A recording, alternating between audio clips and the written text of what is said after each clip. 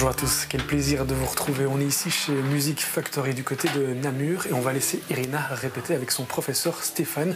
Vous l'aurez compris, ce mois-ci, on parle musique, n'est-ce pas Corinne? Oui, Sébastien, on parle musique, mais on parle aussi musique de film. On va en parler avec Simon Fransquet, qui est multi-instrumentiste. Il est musicien-guitariste, mais il est également compositeur de musique de film. Et malgré son jeune âge, on peut le dire, il a 31 ans, il est déjà... pas Magritte, mais en tout cas, il a déjà reçu le Magritte en 2019 pour la meilleure musique originale pour le film Au temps où les Arabes dansaient. Je m'en vais directement le retrouver. C'est parti.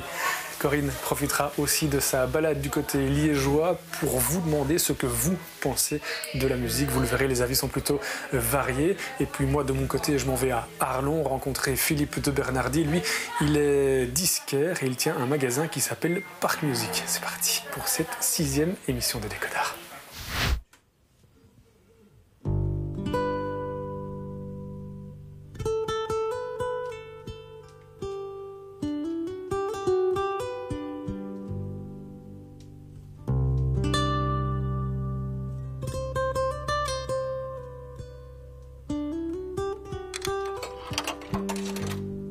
Je m'appelle Simon Fransquet, j'ai 33 ans, je suis compositeur de musique de film, je suis aussi prof de guitare, prof de musique, guitariste et je suis accessoirement sur le côté luthier aussi, donc je construis des instruments un peu divers que j'invente.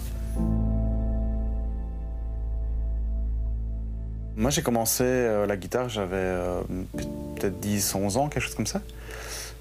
J'ai toujours été passionné de musique, j'ai toujours été passionné d'art, de plein de choses, j'ai toujours dessiné, j'ai toujours fait plein de choses. Même avant que je sache vraiment jouer de la guitare, quand j'ai commencé, je composais déjà des petites notes, des petites mélodies, des petites choses, mais sans avoir aucune idée de ce que je faisais.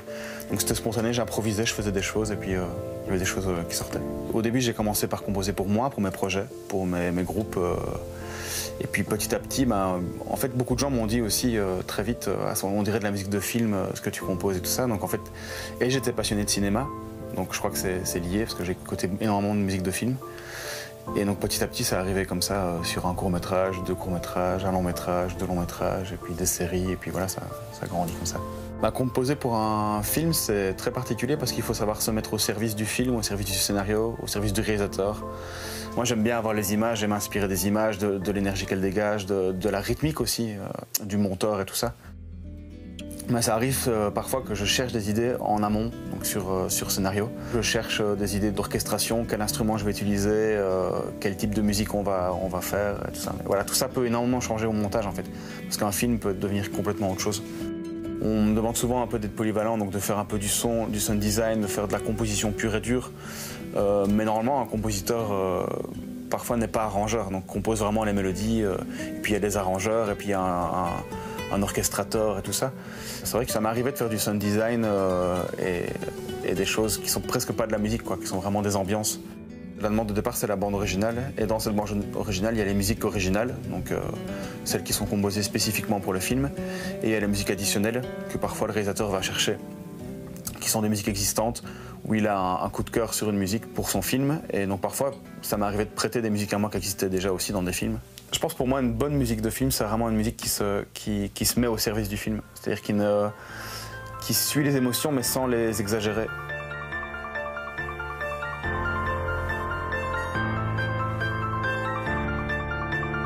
La musique peut sublimer les images, comme les images peuvent sublimer la musique aussi. Mais il faut que ce soit fait avec subtilité et que ce soit pas genre, voilà, une scène triste, on va te mettre une musique triste, une scène... C'est parfois le cas dans certains gros films américains et donc, du coup, ça a l'effet que tout se ressemble en fait. Alors que parfois, faut prendre le contre-pied en fait. Mon kiff, moi, c'est que les gens sortent de la salle et sifflent les mélodies. C'est déjà arrivé. Et là, je me dis, ok, j'ai réussi. Elles sont pas spécialement présentes, elles dominent pas le film, mais les gens les ont dans la tête quand ils sortent du cinéma. Ça, pour moi, c'est réussi, quoi. Une salle de cinéma, Simon, forcément, ça te parle. C'est beaucoup de souvenirs, on est au Churchill. Depuis tout petit, en fait, t'es passionné par le cinéma. Oui, je suis même presque plus passionné de cinéma que de musique. J'étais cinéphage. Je mangeais des films et des films quand j'étais adolescent, et toujours maintenant. Et tu penses que du coup, c'est peut-être ça qui t'a amené finalement à la composition de musique de film? Oui, c'est sûr, c'est certain. Alors, quand tu viens voir un film au cinéma, est-ce que tu arrives à te distancier par rapport justement à la musique, à ton travail, ou c'est une source d'inspiration? J'ai pas trop ce problème d'analyser les films et de du coup avoir une distance et de ne plus les apprécier.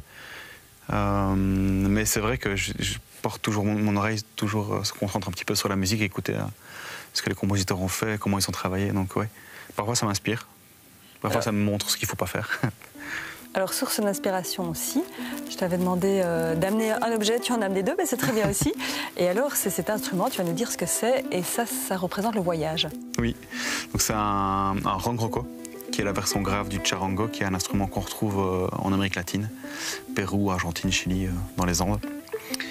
Et qui est un instrument que Santa Eulalia utilise beaucoup, qui fait les musiques des films d'Inarritu, Babel, 21 grammes. Et c'est un instrument que j'utilise beaucoup aussi dans mes productions et dont j'adore la sonorité. Et j'aime particulièrement le fait que c'est un instrument traditionnel, mais qu'on peut le sortir du côté traditionnel pour les mettre dans un contexte musique de film. Est-ce que le voyage aussi, c'est quelque chose qui t'inspire? Est-ce que tu as beaucoup l'occasion de voyager ou tu as eu l'occasion de voyager? Oui, énormément. J'ai beaucoup voyagé dans ma vie. Je crois que c'est un des trucs qui rythme ma vie depuis mon adolescence. C'est régulièrement, quand je sors de gros projets et que j'ai travaillé longtemps sur un film ou sur un projet, je fais un voyage, je pars, je vais faire de la musique, je vais rencontrer des musiciens, jamais trouver des nouveaux instruments, des nouvelles inspirations, des nouvelles musiques traditionnelles que je ne connaissais pas. Alors les instruments, c'est quelque chose aussi qui te passionne et d'ailleurs la preuve c'est que tu en construis toi-même. Oui. Tu es un peu luthier, enfin tu es luthier. Oui, je suis luthier, c'est une activité secondaire, mais oui, j'ai fait une formation pendant plusieurs années de luthier. Et ça, c'est une guitare que j'ai construite, qui est une guitare un peu hybride, un concept un peu unique que j'ai inventé, qui mélange une basse, un T-orb, une guitare classique, et que j'utilise en live ou que j'ai utilisé aussi dans des productions de films, dans ma toute première BO, j'ai utilisé. Consécration quand même, on peut le dire, en 2019, tu reçois le Magritte de la meilleure musique de film. Est-ce que tu t'y attendais ? Je m'y attendais pas spécialement, d'autant que j'étais nommé avec des gens qui ont 2 fois ma carrière et que j'écoutais et que j'admirais quand j'étais adolescent. C'était d'autant plus surprenant que le film n'était nommé que pour la meilleure musique. Et c'est assez rare, c'est très rare. Donc non, je m'y attendais pas spécialement. Est-ce que depuis, tu croules sous les projets ou en fait, tu en avais déjà beaucoup avant, mais c'est ton talent plus quand même, j'imagine, ce titre?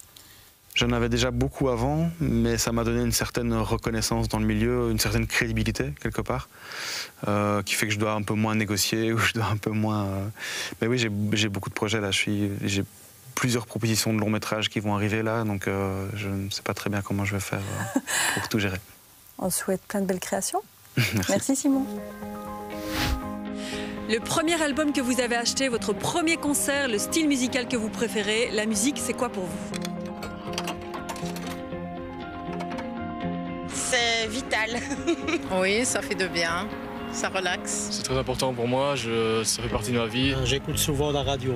C'est un petit peu ce qui m'a sauvée dans beaucoup de moments. Le premier album que j'ai acheté, je pense que c'est un album de trio.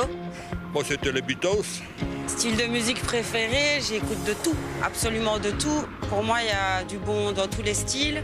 Mais maintenant, c'est beaucoup de bonbons. J'écoute un peu de tout, quoi. J'écoute beaucoup de jazz, de rock, de musique électronique, classique, un peu. Je touche un peu à tout, voilà. Bonjour Philippe. Bonjour. Merci de nous recevoir dans votre magasin ici à Arlon, Parc Musique, un magasin où il y a de la musique depuis 1890 jusqu'à ce que vos parents reprennent tout ça en 1962, c'est ça? Tout à fait, oui. Le magasin existe depuis, comme vous dites, 1890. C'était un magasin d'instruments de musique, piano, guitare, qui évolue avec le temps en vendant des tourne-disques, en vendant des électrophones, en vendant des radios, etc. Et mon père, qui était musicien professionnel, vient acheter ses partitions de musique ici. C'est lié d'amitié avec le propriétaire et quand il a voulu remettre, il a sauté sur l'occasion et c'est devenu Parc Musique. Alors vous êtes vous-même ingénieur son et donc un interlocuteur de choix pour nous parler de la musique. Si je vous parle de musique en tant qu'art, qu'est-ce que ça vous évoque? Je pense que la musique, il faut d'abord voir d'où elle vient. Elle vient tout d'abord d'une émotion que l'artiste peut avoir par rapport à sa vie, par rapport à son ressenti, ce soit des peines ou des joies. Ce sentiment est partagé dans son entourage, qui peut l'apprécier ou pas. Et à ce moment-là, la musique devient un partage. Et de ce fait, de fil en aiguille, les musiques deviennent universelles. Un artiste qui a voulu mettre justement des mots sur ses émotions, c'est peut-être dans le conte de Pierre et le Loup, pour essayer de justifier un petit peu ce process. Voilà. Quels sont, égale quelle émotion, égale quel personnage? Tout à fait. Souvent les gens sont un peu rébarbatifs par rapport à la musique, ils ne comprennent pas. Et des gens comme Prokofiev ont bien compris cette chose en mettant des personnages sur des instruments. Tout le monde connaît l'histoire de Pierre et le Loup, avec la flûte, avec le loup, etc., les timbales. Tout ça correspond à un personnage et ça explique la musique. Alors là, on est dans un modèle idéal, bien entendu. L'émotion, la musique. Par contre, la digitalisation, la commercialisation, et ça a un petit peu changé la donne, non, pour la musique. On a l'impression que ça a évolué ces dernières années. Oui, ça a évolué dans le sens où la musique est beaucoup plus diffusée, notamment avec les plateformes d'écoute. Mais il faut quand même se dire que la musique enregistrée, que depuis le XXe siècle, a toujours eu un but commercial aussi. C'était les 78 tours, c'était les disques, les CD. Tout ça a quand même eu un but commercial. Maintenant, ça prend une proportion beaucoup plus grande parce que le fait de prendre un abonnement pour une plateforme permet d'écouter beaucoup de musique pour pas trop cher. Mais ce que disent les artistes, si vous écoutez notre musique que vous l'aimez, achetez nos disques et allez à nos concerts. C'est ça, il y a une différence entre entendre de la musique sur un bruit de fond et vraiment l'écouter. C'est ça aussi, quelque part, comment on l'a consommée, cette musique, c'est créer le moment, créer l'instant. Et le support permet ça, justement, que ce soit le CD ou le vinyle. Les gens vont se poser un certain temps pour écouter la musique et peut-être l'apprécier beaucoup plus que s'ils écoutaient la musique en fond de musique sur une plateforme. C'est comme un livre, en fait. Ça fait partie de soi, c'est son bagage culturel que l'on a chez soi et que l'on a dans sa bibliothèque ou dans sa discothèque. Un autre support, c'est bien sûr les concerts, ou en tout cas les lieux publics où les artistes peuvent se produire, les artistes locaux aussi qui ont des messages à faire passer. C'est important de pouvoir les promotionner. Vous le faites ici même au magasin? Tout à fait, oui. On a une petite scène ouverte pour les artistes locaux qui peuvent se produire et ainsi toucher des gens qui forcément ne viendraient peut-être pas à leur concert. Le fait d'avoir un magasin tout style, tout âge, les gens viennent dans le magasin, il y a un concert, ah oui, c'est intéressant ou c'est pas intéressant, parce que la musique ne touche pas toujours tout le monde, ou certaines musiques ne touchent pas tout le monde. Ça, c'est toujours une question de ressenti par rapport à soi-même et par rapport à l'artiste. C'est ça, et pour bien l'apprécier aussi, inutile de le rappeler, il ne faut pas la catégoriser en fait. La cloisonner, comme je dis, cloisonne l'esprit aussi. Et le but de la musique, c'est pas non plus ça, c'est plutôt une ouverture sur beaucoup de choses. Merci Philippe. Merci à vous. Alors Seb, je vois que tu es convaincu, tu t'y mets? J'ai adoré ce numéro de décodeur et je pense que la musique, c'est fait pour moi. Oui, mais alors il te manque peut-être quelque chose. Ouais, c'est pas faux. Et puis c'est vrai, c'est ce que nos différents intervenants nous ont dit. Aimer la musique, ça passe aussi par une bonne éducation musicale. Donc n'hésitez pas, sortez de chez vous, regardez les cours qu'on peut vous proposer à gauche, à droite, et puis testez pour voir ce que vous avez aimé. Voilà, tout à fait. Alors il y a différentes manières d'approcher la musique. Ça peut être via la radio, ça peut également être via des concerts. Allez voir des concerts, tu l'as dit, sortez de chez vous. Et puis surtout, si vous n'achetez pas l'objet vraiment, soit le CD ou voire même le vinyle, allez sur des plateformes légales, les artistes en ont besoin. C'est ça. Et en parlant de plateformes, d'ailleurs, rejoignez-nous aussi sur les réseaux sociaux, que ce soit sur Facebook, Instagram et même YouTube. Toutes nos séquences s'y retrouvent. N'hésitez pas, commentez-les, mais surtout, partagez-les. Ça, c'est important. On se retrouve en télé. En télé. Le mois prochain pour du cinéma. Exactement. Ciao. Allez, ciao.